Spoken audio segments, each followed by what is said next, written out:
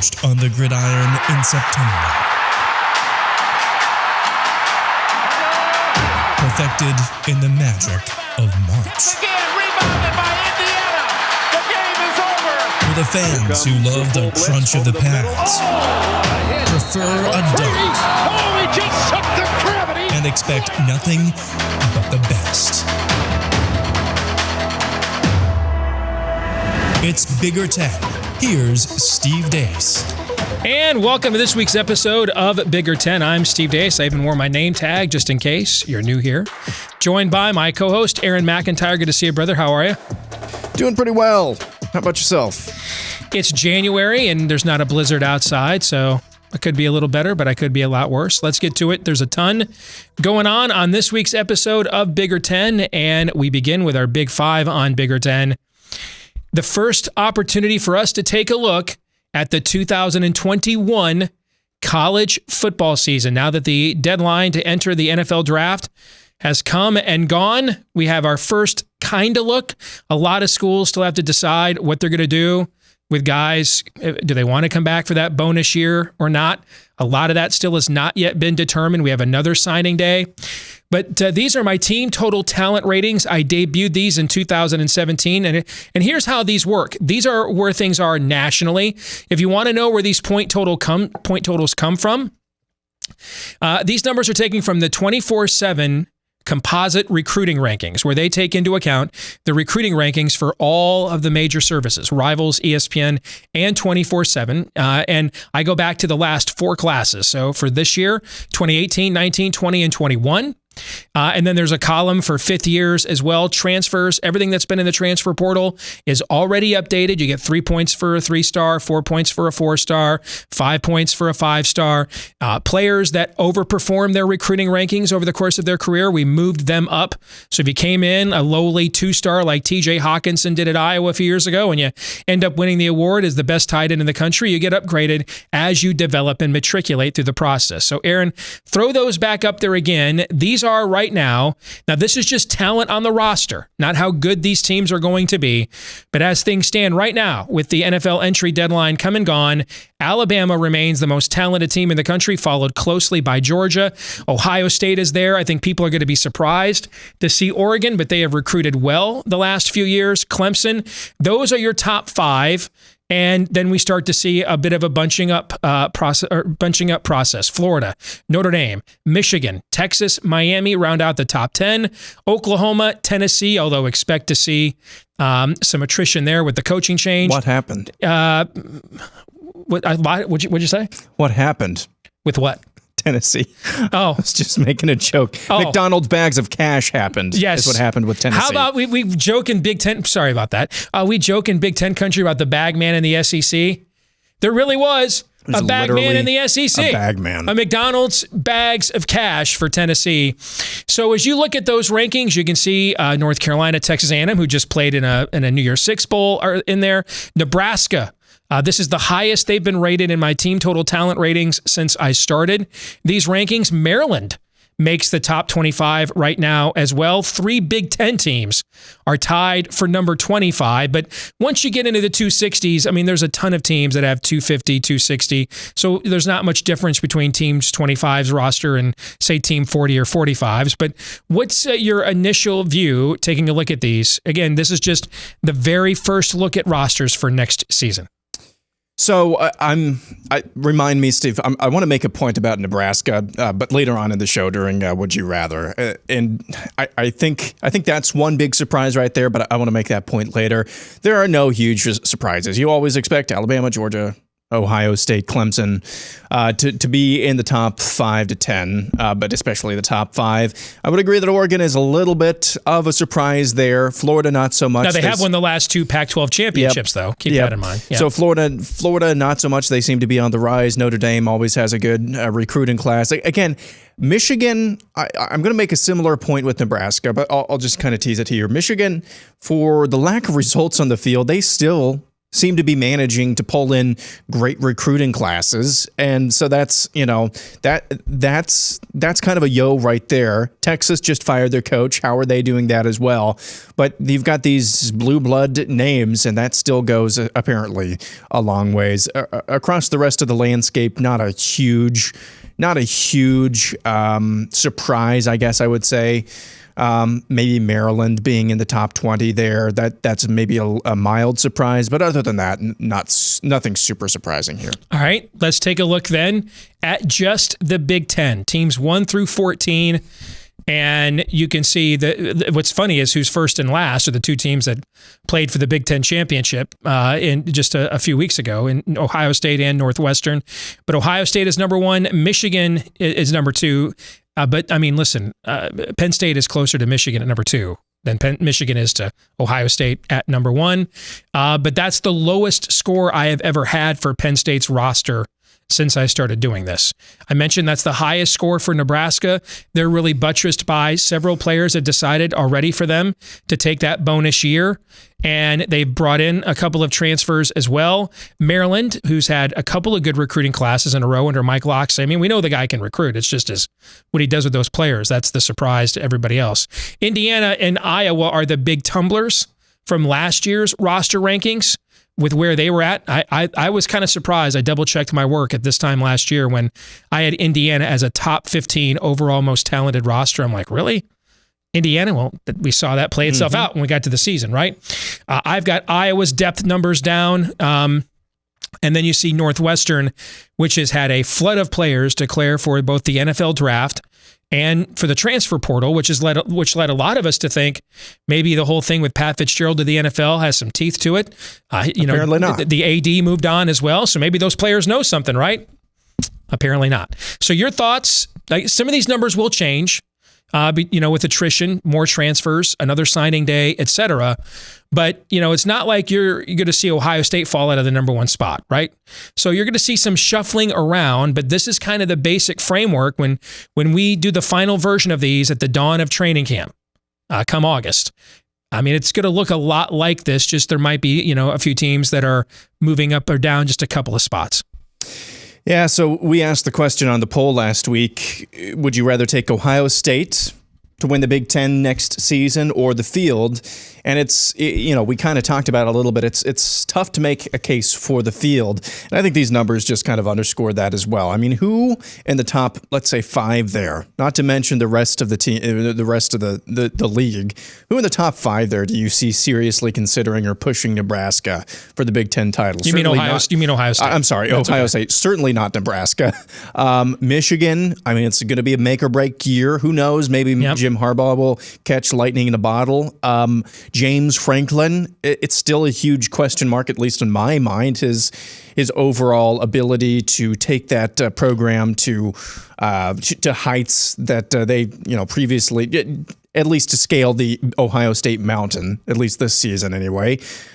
Wisconsin, Graham Mertz, Jekyll or Hyde there, you don't know. Minnesota, maybe PJ Fleck can get them, but who can seriously actually challenge Ohio State? Looking at those numbers, again, it's really tough to make a case for the Field. I agree. And as I said, I think on last week's episode when we talked about this, or maybe it was on this week's episode of Michigan Podcast when this question came up. When you look at those teams, if you could put that back up there for just 1 second, Aaron. When you look at those teams, now this is just the talent. This isn't returning starters or any of that. Just 1 through 85, the scholarship talent on the roster. So the raw material a coaching staff has to work with.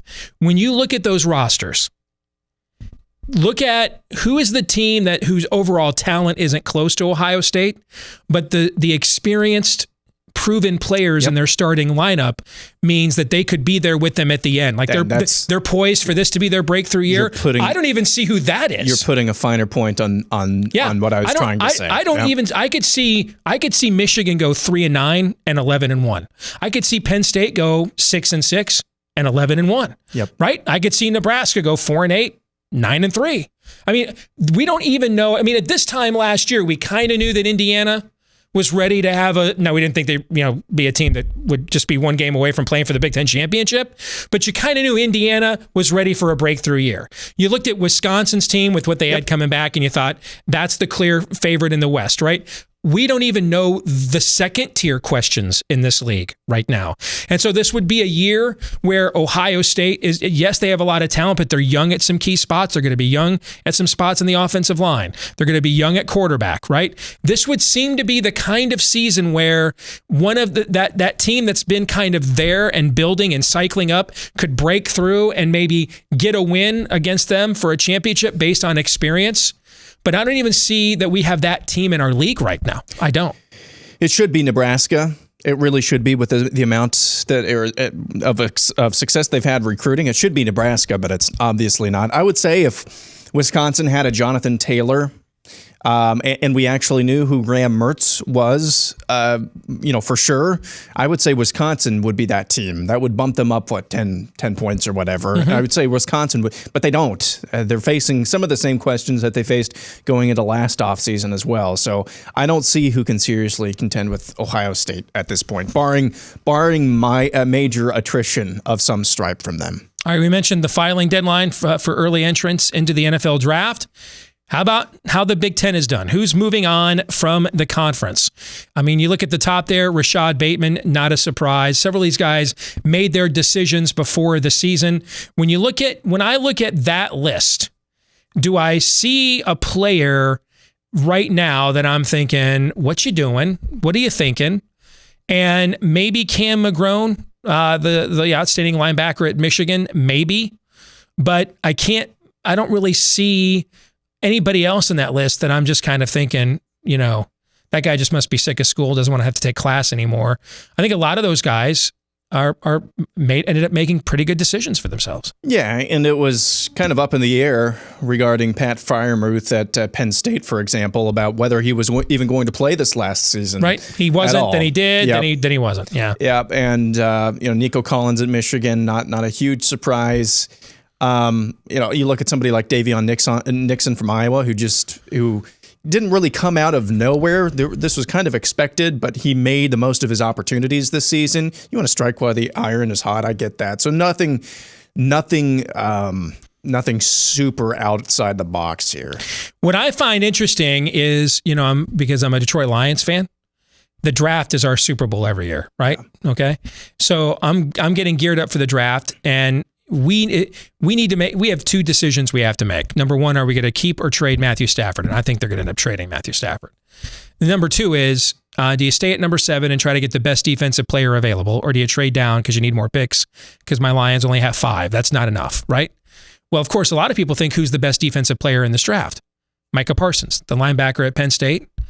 I'm reading a lot of scouting reports on him, and a few of them have mentioned that there is a lot of doubt about his maturity level and how much he loves the game of football. Meaning football can be a means to an end, because it can provide a good living, but does he have a true passion for football? Because watching him on the field, man, to me, it looks like he's the next Brian Urlacher kind of player, right? Yep. But I was kind of surprised to read that. It's not what you want to hear if you're not what you want to see if you're an NFL scout, because there's a huge difference between having a passion for the game of football and having a passion for getting $1 million contract. Mm-hmm. And it's hard to tell the difference when they're playing in college.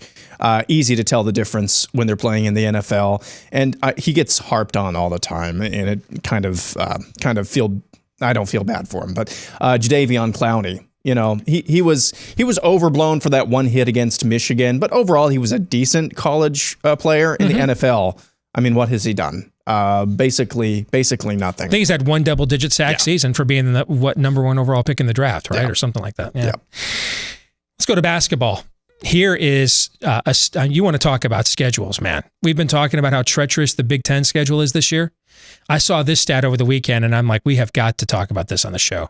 So Michigan, of course, I called it on the Bigger Ten account Saturday morning. I thought they were going to give Michigan its first loss. They did. But I saw during the game, the ESPN crew mentioned this, and so I wanted to get it posted, and I wanted us to talk about it, Aaron. When they beat Michigan on Saturday, that finished the 3rd longest streak of ranked opponents any team has faced in college basketball this century, the last 20 years. The third longest streak. I mean, it's 7 ranked teams or something like that in a row is what Minnesota faced. Your thoughts on that? And who do they get as a respite? Who do they get as a respite from that longest streak? That's going to be Maryland, who has knocked off multiple ranked opponents on the road. Cody has 2 top 15 road wins at Ohio State and at Wisconsin. Right? Maryland is not ranked, but they, as you just mentioned, they have some accomplishments under their belt so far this year. Yeah, that's just again a testament to the Big Ten. But I mean, what even in the Big Ten, what are the chances of that you start out the season, and there's a listener feedback point at the end of the show that we'll get to as well. That even because their schedule is even tougher than that, but we'll have the rest of the story on that later. That's I think they passed the test overall. You have to say that. I mean, you came out of there with a couple of wins. If you're facing that type of gauntlet right off the bat in Big Ten play, goodness gracious, that bodes well for you going forward. So somebody was asking me the other day about Richard Pitino as a coach, and I wonder, could it be true, Aaron, that he is a better coach than we here in the Big Ten give him credit for? But if I were a next level program, so if I'm a program that thinks we can win a national championship, and I'm looking for that next coach to hire, John Calipari leaves at a Kentucky, for example, or Indiana, if they figure out again that, Archie Miller's not going to work, something like that. I don't know, though, that he is my hire. Does that make sense? I think he does a really respectable job for the program that he is at. Yep. But there's never been a point in time that I have thought competing against him every year. I mean, my Wolverines, before that loss on Saturday, we were 19-3 against Minnesota over the last 11 years. So I never, but maybe it's just me, but I think he does a better job than we give him credit for here in our footprint. But if I were outside our footprint looking for, and I was in a top first-tier job, looking for a guy that was ready for the next step, I don't know that he would be high on my list. That he's done a solid job. It's just kind of not remarkable.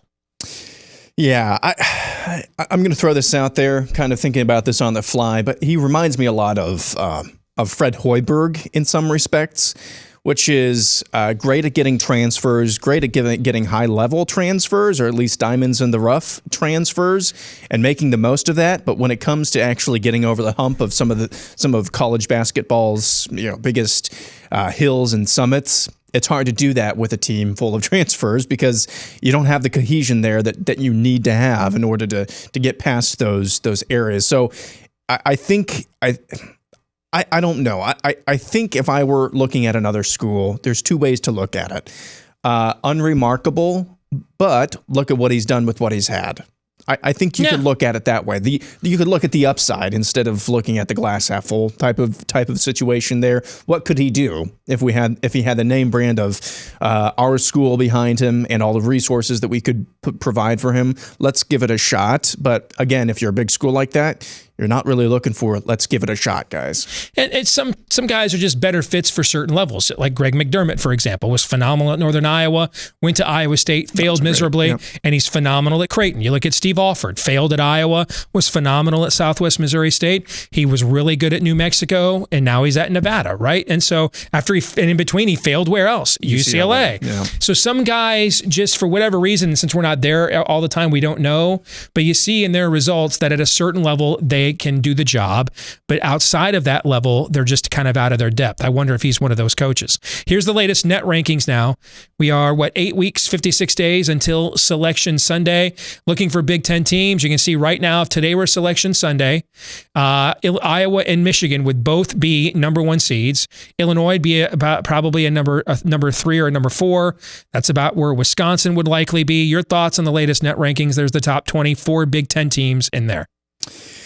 Yeah, nothing super And Colgate. Yeah, and Colgate. Yeah, nothing super surprising in there. I would say a Baylor taking over the number 1 spot from Gonzaga. Gonzaga, they look like world beaters, and they're obviously really good. Beat Iowa by, I believe, double digits, and beat a couple of other highly ranked teams before conference play began.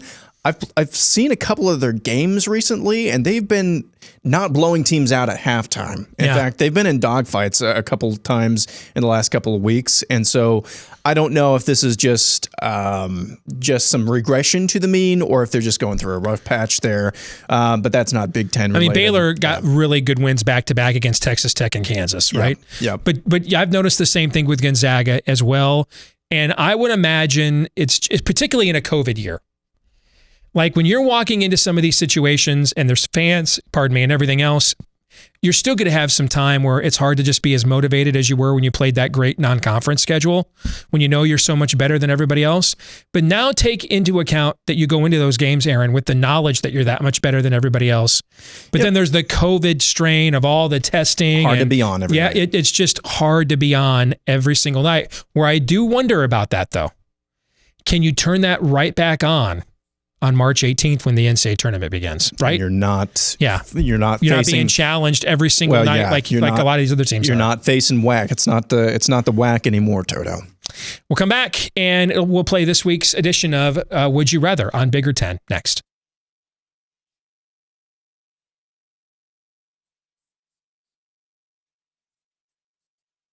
All right, let's get to it. This week's game of Would You Rather here on Bigger 10. Aaron, would you rather, if you were Justin Fields, would you rather be a top 5 pick in the NFL draft this year or come back for one more shot at a Heisman Trophy and national title, which we really haven't seen somebody do since Peyton Manning did it about 25 years ago?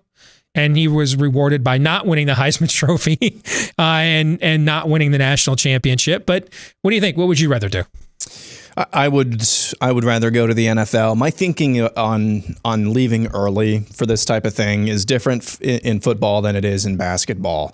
In football, if you have any window whatsoever to do the accomplishments and to compete for national titles that you just articulated, those windows are few and far between. And if you miss your shot, you know what? You're one play away every single game. And yes, in every sport, you're one play away again. But in a collision sport like football, you're literally one play away from never playing the game again.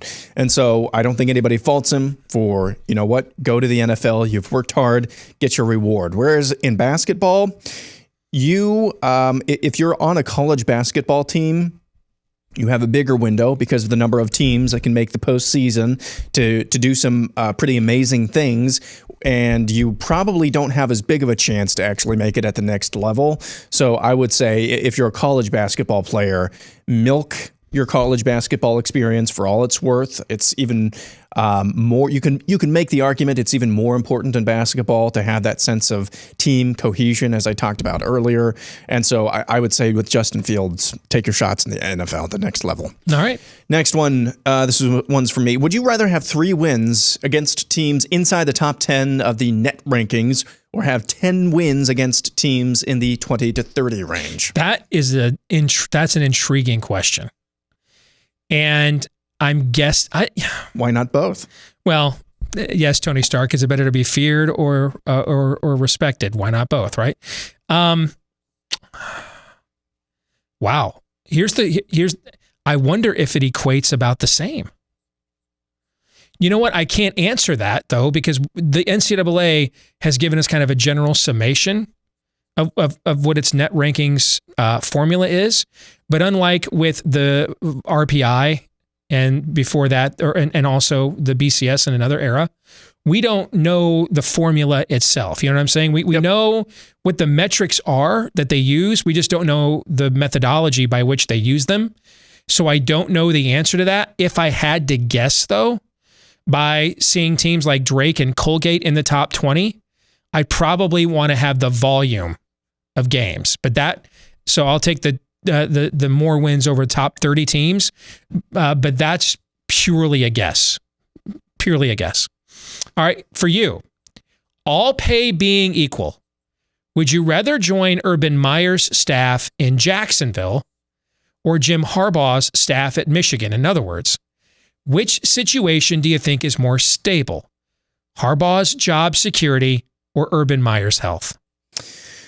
I think this is a better quandary than what it seems like at face value, because Jim Harbaugh, I mean, general consensus is that this is probably his last year. At least that's the thinking that I see the most of. This is probably his last year unless he's able to turn it around. But on the other hand, you don't really know what you're getting as far as an NFL coach in Urban Meyer. I would say though, I would say though at this particular juncture, there's a greater likelihood Urban Meyer is going to be around for more than 1 year than there is Jim Harbaugh. So at their respective positions. So I'm going to go with Urban Meyer. All right. Final one. This is for you. From a recruiting standpoint, would you rather reload, quote unquote, year after year, or place most of your best players in the NFL year after year? I'm going to say the latter, because if I place most of you were talking about Michigan's team total talent score a few minutes ago, right? And Nebraska's too. You know why we can do that? Because we just sent 10 guys to the NFL in the previous draft class. If you are sending that many guys to the pros, you're going to be able to reload because of the way that you're going to be able to recruit. Because contrary to the fairy tales that we share as fans, well, this is a great place to get a degree, blah, blah, blah. Most of these guys are thinking about, can you get me to the NFL? All right. And so if you can reload, if Alabama has shown this, if you can put guys in the NFL, Ohio State's showing it now, you reload because you can do that with the caliber of recruit. So I would rather have a program where we're putting guys in the NFL on the regular. Isn't my point that I was going to make earlier is that it really just depends on the coach, which is not really fair for this quandary here, but it depends on the coach, because if you're not making the most of your guys' talent, now at the end of the day, I will admit talent wins out. Bar none, no matter where you are, talent wins out. NFL will find it eventually. But if you're not maximizing the guys on your team's talent because of your own deficiencies as a head coach, that's a problem as well, where it's where it doesn't really matter if you reload just because of a name brand behind you. If you're not placing guys in the NFL, that's going to end up being a problem. We'll come back, wrap things up in a moment.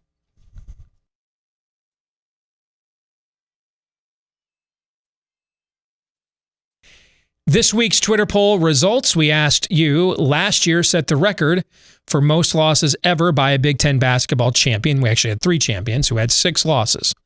Will this year's champion, or champions if there's a shared title, will they have more or less losses than that? 87.4% of you voted fewer losses than that. 12.6% of you, voted more. What do you think, Aaron? How would you have voted there? I would have voted fewer or less. I think that we have a couple of teams this season, being in Iowa and Michigan, who could really eke out a few of those really close games and withstand some of the more valiant efforts that other teams may put up there. I mean, you're not getting the same home court advantage that you have in years past. Right. And that makes it really difficult for a Nebraska to swing an upset against somebody.